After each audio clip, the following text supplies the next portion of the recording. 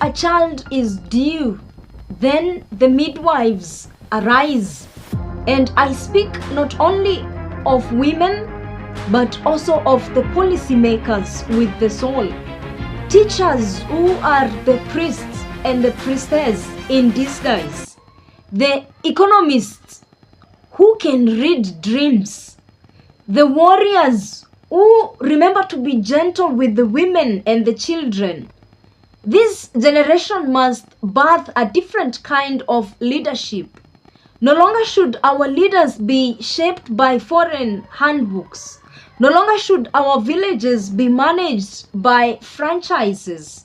No longer should our kings bow to corporate empires.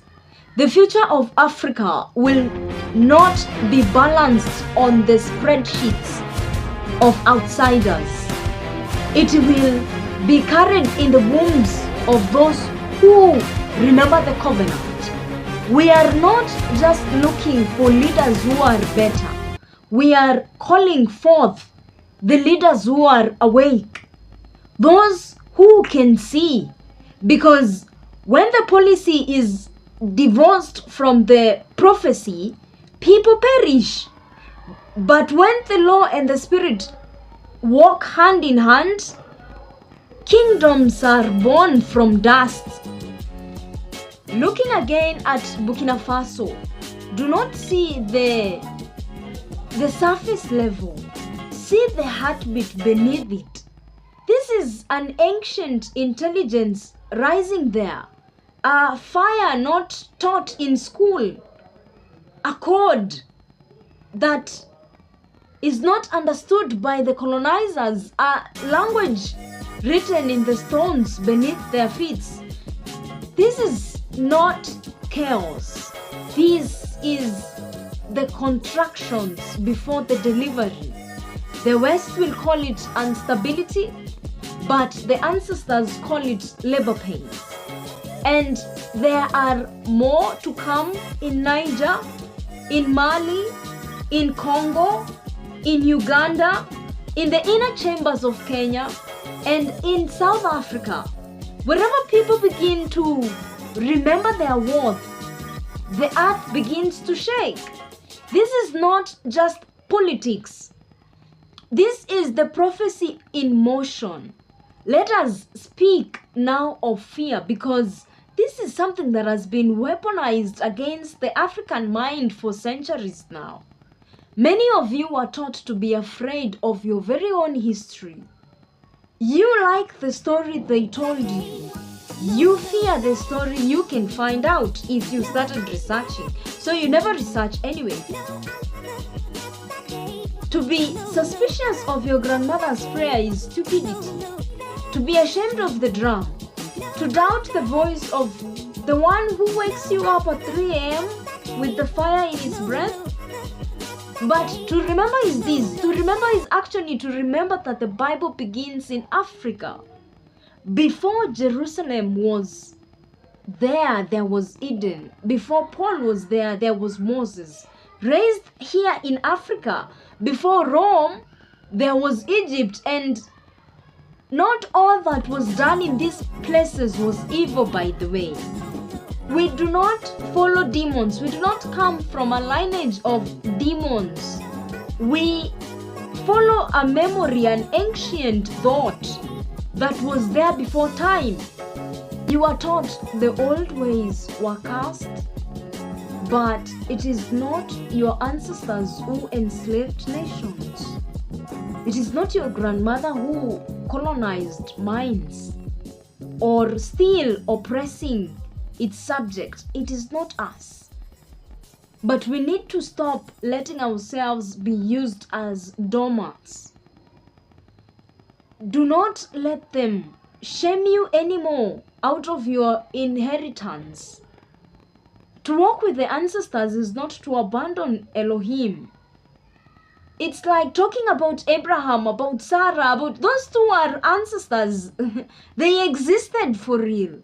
They are not characters. They are actual people who actually lived. And when you say the God of Abraham, Isaac, and Jacob, it's like the Elohim of my ancestors, Abraham, Isaac, and Jacob. It's just the same. To walk with them is to walk with Elohim in your language.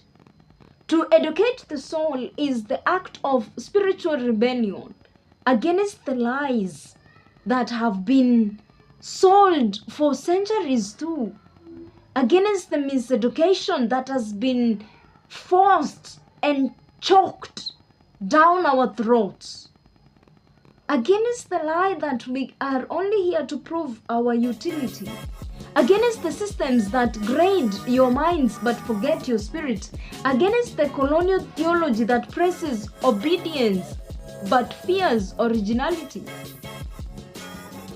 We are not rebuilding classrooms.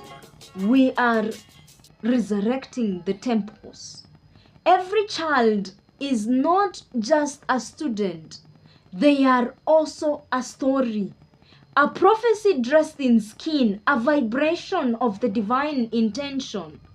We must not only teach them how to count, but we must also teach them what counts.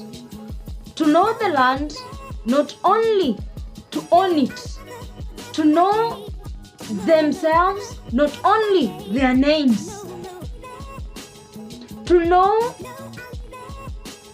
how to interpret the dreams, how to build the vision, how to discern the voice of truth and the voice of fear. This is why soul education is important. And Africa will lead in this awakening. Africa is going to lead in this. We are not just followers of the West. We are the ones who host the spirit of the ancients. Because a child is due and the soil is tilled. And not just the soil of the land, but the soil of the systems.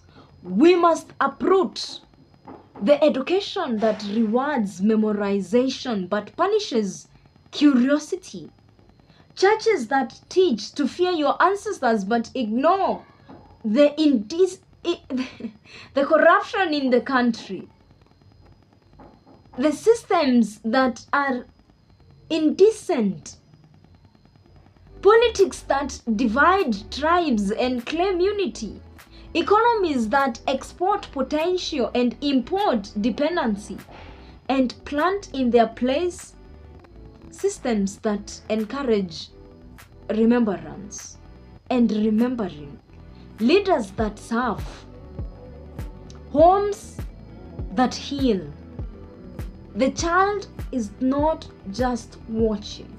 The child is arriving. They will be born in this land.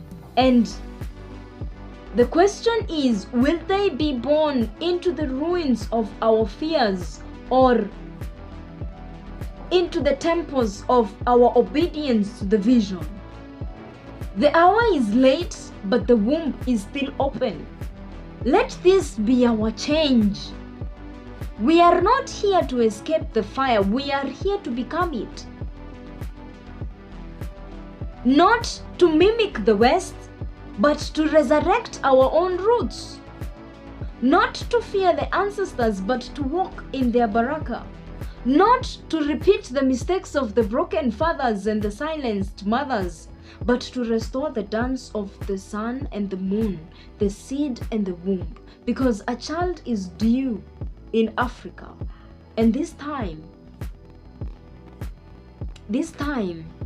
we will not miss the day of our visitation.